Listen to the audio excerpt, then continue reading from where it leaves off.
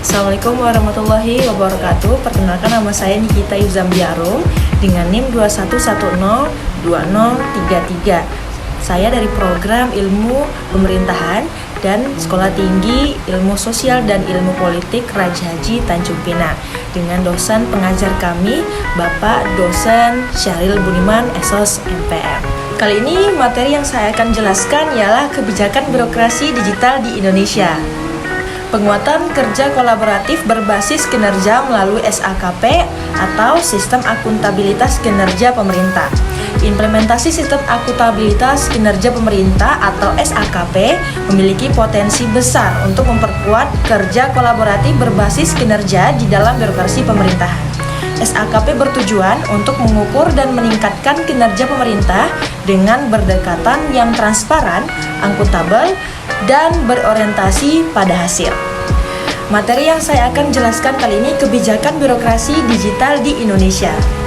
Penguatan kerja kolaboratif berbasis kinerja melalui SAKP, Sistem Akuntabilitas Kinerja Pemerintah. Implementasi Sistem Akuntabilitas Kinerja Pemerintah atau SAKP memiliki potensi besar untuk memperkuat kerja kolaboratif berbasis kinerja di dalam birokrasi pemerintahan. SAKP bertujuan untuk mengukur dan meningkatkan kinerja pemerintah dengan pendekatan yang transparan, akuntabel, dan berorientasi pada hasil. SAKP dapat memperkuat kerja kolaboratif berbasis kinerja. 1. Pemahaman yang bersama. SAKP melibatkan seluruh unit atau instansi di dalam birokrasi pemerintahan untuk saling bekerja sama dalam mencapai tujuan yang telah ditetapkan. Implementasi SAKP mendorong adanya pemahaman yang bersama terkait sasaran dan indikator kinerja yang harus dicapai oleh setiap unit atau instansi. SAKP dapat memperkuat kerja kolaboratif berbasis kinerja. 1. Pemahaman yang bersama. SAKP melibatkan seluruh unit atau instansi di dalam birokrasi pemerintahan untuk saling bekerja sama dalam mencapai tujuan yang telah ditetapkan. Implementasi SAKP mendorong adanya pemahaman yang bersama terkait sasaran dan indikator kinerja yang harus dicapai oleh setiap unit atau instansi. Yang kedua, keterlibatan semua pihak. SAKP memerlukan partisipasi dan keterlibatan aktif dari berbagai pihak yang terkait, termasuk pimpinan pemerintah, pejabat pemerintahan, staf, dan masyarakat. Melalui kolaborasi ini, berbagai perspektif, pengalaman, dan pengetahuan dapat diintegrasikan yang pada gilirannya memperkuat kerja tim dan kolaborasi di antara mereka. Dan yang ketiga, ada penetapan tujuan dan indikator kinerja bersama. Implementasi SAKP memungkinkan penetapan tujuan dan indikator kinerja bersama yang spesifik, terukur, dapat dicapai, relevan, dan terkait waktu. Dalam konteks kerja kolaboratif, penetapan tujuan bersama memberikan arah yang jelas dan menyatukan upaya dari berbagai pihak yang terlibat dalam birokrasi pemerintahan. Yang keempat, pertukaran informasi dan koordinasi. SAKP membutuhkan pertukaran informasi yang efektif dan koordinasi yang baik antara unit atau instansi yang terlibat. Adanya sistem yang terstruktur dan terintegrasi informasi tentang capaian kinerja, hambatan, memungkinkan terciptanya kinerja kolaboratif yang sinergi, dan penyelesaian masalah secara bersama-sama. Adapun yang kelima, penghargaan dan pengakuan. Implementasi SAKP juga dapat mendorong terhadap kontribusi individu maupun tim dalam mencapai hasil kinerja yang baik, memberikan insentif bagi individu dan tim untuk terus bekerja secara kolaboratif, berinovasi, dan mencapai hasil yang lebih baik. Yang keenam, evaluasi dan pembelajaran. SAKP melibatkan proses evaluasi secara berkelanjutan untuk mengevaluasi kinerja dan memberikan umpan balik yang konstruktif. Evaluasi ini dapat memicu pembelajaran kolektif di dalam birokrasi pemerintahan, di mana unit atau instansi dapat saling berbagi pembelajaran mengenai praktek terbaik, pengalaman yang sukses. Adapun implementasi SAKP memiliki potensi yang positif. Terdapat beberapa tantangan yang perlu diatasi. Dalam beberapa tantangan tersebut meliputi 1. Keterbatasan sumber daya. Implementasi SAKP memerlukan sumber daya yang memadai, termasuk sumber daya manusia, anggaran, dan infrastruktur teknologi informasi. Yang kedua, budaya organisasi. Tantangan lain mengubah budaya organisasi yang cenderung hierarkis menjadi budaya yang lebih kolaboratif. Yang ketiga, ada koordinasi antar instansi. Implementasi SAKP sering melibatkan berbagai unit atau instansi yang bekerja secara lintas sektoral.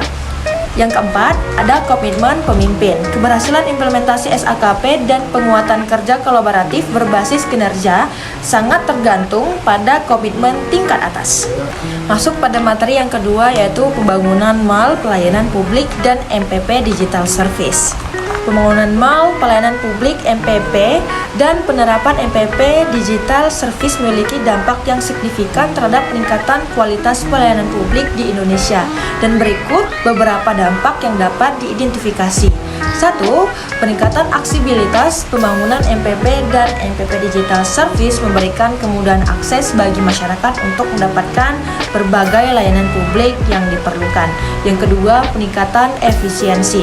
MPP dan MPP Digital Service dapat meningkatkan efisiensi pelayanan publik dengan mengurangi waktu dan biaya yang diperlukan dalam proses administratif. Yang ketiga, peningkatan kualitas layanan. Pembangunan MPP dan MPP Digital Service juga berkontribusi pada peningkatan kualitas layanan publik. Yang keempat, peningkatan transparansi dan akuntabilitas. MPP dan MPP Digital Service mendorong peningkatan transparansi dan akuntabilitas dalam pelayanan publik. Peningkatan kualitas pelayanan publik ini secara keseluruhan dapat membawa dampak positif bagi masyarakat, meningkatkan kepercayaan publik terhadap pemerintah, memperkuat hubungan antara pemerintah dan masyarakat, serta mendorong partisipasi aktif masyarakat dalam mengawasi dan memperbaiki pelayanan publik. Dan beberapa tantangan tersebut meliputi: 1. Keterbatasan sumber daya.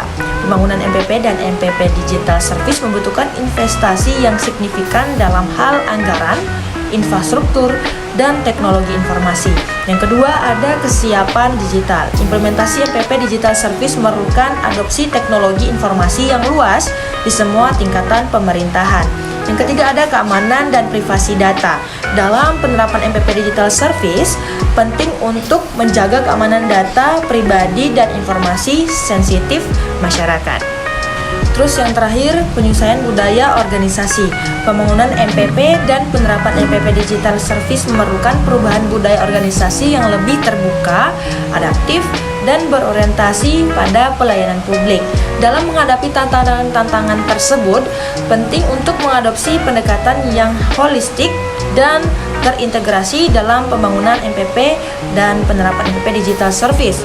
Kolaborasi yang erat antara berbagai pihak yang terkait seperti pemerintah, masyarakat, sektor swasta, dan lembaga internasional dapat menjadi kunci untuk mengatasi tantangan dan mencapai peningkatan yang signifikan dalam kualitas pelayanan publik di Indonesia. Kita masuk pada materi yang ketiga, penguatan pengawasan dengan 4 Line of Defense. Penguatan pengawasan dengan pendekatan 4 Line of Defense atau 4 garis pertahanan dapat memiliki dampak positif dalam meningkatkan transparansi, akuntabilitas, dan efektif birokrasi pemerintahan. Pendekatan ini melibatkan berbagai pihak dalam memastikan bahwa kebijakan dan aktivitas pemerintah berjalan sesuai dengan prinsip-prinsip tata kelola yang baik. Berikut adalah beberapa argumen mengenai bagaimana penguatan pengawasan dengan pendekatan 4 Line of Defense dapat mencapai hal tersebut. Garis pertahanan pertama, manajemen operasional. Pada tingkat pertama, pengawasan dilakukan oleh manajemen operasional di dalam setiap unit atau instansi pemerintah. Dan kedua, garis pertahanan kedua, fungsi pengendalian intern. Fungsi pengendalian intern bertanggung jawab untuk mengevaluasi dan memperkuat sistem pengendalian internal di dalam birokrasi pemerintahan. Ada yang ketiga, yaitu pertahanan unit jaminan kualitas dan keberlanjutan. Ini bertanggung jawab untuk memastikan bahwa prinsip-prinsip tata kelola yang baik diterapkan secara konsisten di seluruh organisasi pemerintah. Garis pertahanan keempat yaitu audit eksternal. Garis pertahanan keempat melibatkan lembaga audit eksternal independen seperti Badan Pemeriksaan Keuangan atau BPK dalam melakukan audit terhadap keuangan dan kinerja pemerintah. Melalui penguatan pengawasan dengan pendekatan for line of defense, terdapat beberapa manfaat yang dapat diperoleh dalam meningkatkan transparansi, akuntabilitas, dan efektivitas birokrasi pemerintahan. 1. Meningkatkan transparansi. Dengan adanya pendekatan for line of defense, informasi mengenai kebijakan, kegiatan, dan penggunaan sumber daya dapat lebih terbuka dan dapat diakses oleh pihak-pihak yang berkepentingan. Yang kedua, meningkatkan akuntabilitas. Pendekatan for line of defense memperkuat akuntabilitas di dalam birokrasi pemerintahan dengan membagi peran pengawasan kepada berbagai pihak yang independen. Yang ketiga, ada meningkatkan efektivitas. Penguatan pengawasan melalui pendekatan for line of defense membantu meningkatkan efektivitas birokrasi pemerintahan. Setiap garis pertahanan memiliki peran dan tanggung jawabnya sendiri dalam memastikan kelancaran dan efisiensi operasional. Dan terakhir, mendorong perbaikan berkelanjutan. Pendekatan for line of defense mendorong adanya siklus evaluasi dan pembelajaran yang berkelanjutan di dalam birokrasi pemerintahan. Dengan demikian, penguatan pengawasan dan pendekatan for line of defense memiliki peran yang penting dalam meningkatkan transparansi, akuntabilitas, dan efektivitas birokrasi pemerintahan. Beberapa poin penting yang perlu diperhatikan dalam penguatan pengawasan dengan pendekatan for line of defense meliputi: 1. Sinergi antara garis pertahanan. Yang kedua, ada independensi dan kemandirian. Yang ketiga, penggunaan teknologi dan analitik. Yang keempat, peran masyarakat dalam pengawasan. Kita masuk pada materi yang keempat, penguatan kebijakan publik berbasis bukti dengan Big Data dan Artificial Intelligence. Penerapan Big Data dan Artificial Intelligence atau EA dalam kebijakan publik memiliki potensi besar untuk memperkuat dasar kebijakan yang berbasis bukti dan meningkatkan efisiensi pengambilan keputusan di dalam birokrasi pemerintahan. Berikut ada beberapa pembahasan mengenai hal tersebut. Kumpulan dan analisis data yang komprehensif, pemodelan dan prediksi yang akurat, identifikasi masalah dan kebutuhan yang mendesak, pengambilan keputusan berdasarkan fakta dan bukti, efisiensi dan penghematan sumber daya, peningkatan prediktibilitas dan responsivitas, peningkatan partisipasi publik dan keterlibatan masyarakat.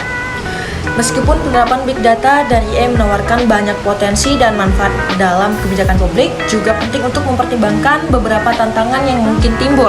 Masalah privasi dan keamanan data, kesenjangan digital, keandalan dan akurasi data, serta kebijakan etis dalam penggunaan teknologi ini adalah beberapa isu yang perlu diatasi dengan hati-hati untuk memastikan bahwa penggunaan Big Data dan EA dalam birokrasi pemerintahan dilakukan secara bertanggung jawab dan menghasilkan hasil yang positif bagi masyarakat. Dalam kesimpulan, penerapan Big Data dan Artificial Intelligence dalam kebijakan publik memiliki potensi besar untuk memperkuat dasar kebijakan yang berbasis bukti dan meningkatkan efisiensi pengambilan keputusan di dalam birokrasi pemerintahan.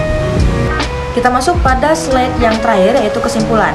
Dari slide-slide tadi, materi yang telah saya paparkan dapat saya simpulkan penerapan Big Data dan EA dalam kebijakan publik dapat memberikan dampak positif dalam memperkuat dasar kebijakan yang berbasis bukti dan meningkatkan efisiensi pengambilan keputusan di dalam birokrasi pemerintahan.